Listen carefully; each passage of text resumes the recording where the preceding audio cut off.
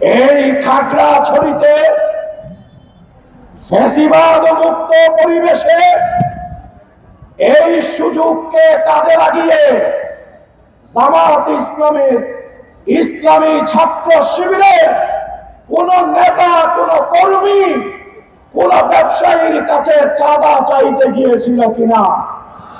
থাকলে হাত তুলে বলেন আমার কাছে চাঁদা চাইতে গিয়েছিল। এইভাবে সারা দেশে আমরা চ্যালেঞ্জ দিতে পেরেছি। কারো পক্ষে কোনো জনসভায় হাত উত্তোলন করা সম্ভব হয়নি।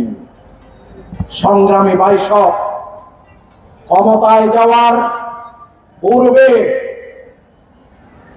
খুনের রাজনীতিতে বিএনপি চ্যাম্পিয়ন, ক্ষমতায় যাওয়ার পূর্বে সাদাবাজিতে বিএনপি চ্যাম্পিয়ন, দখলবাজিতে বিএনপি চ্যাম্পিয়ন, নারীদেরকে হেনস্থায় বিএনপি চ্যাম্পিয়ন।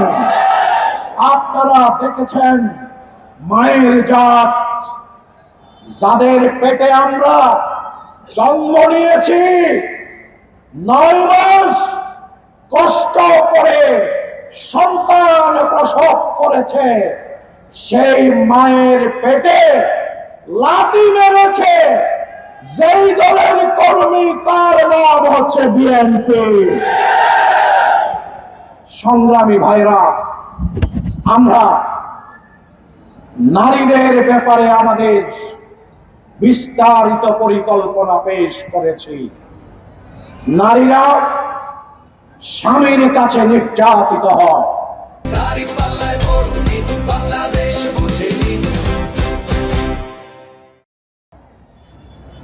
স্বামীর কাছে যে নারীরা নির্যাতিত হয়, আমাদের কাছে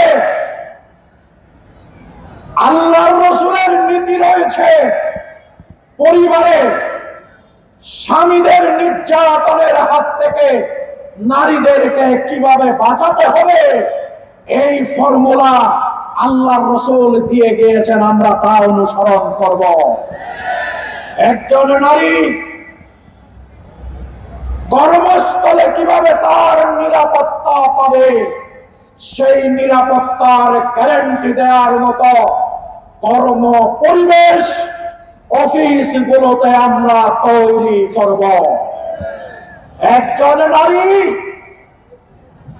তার মেধা দিয়ে তিনি যদি পাইলট হওয়ার উপযুক্ত হয়, তিনি পাইলট হিসেবে বিমান চালাবে।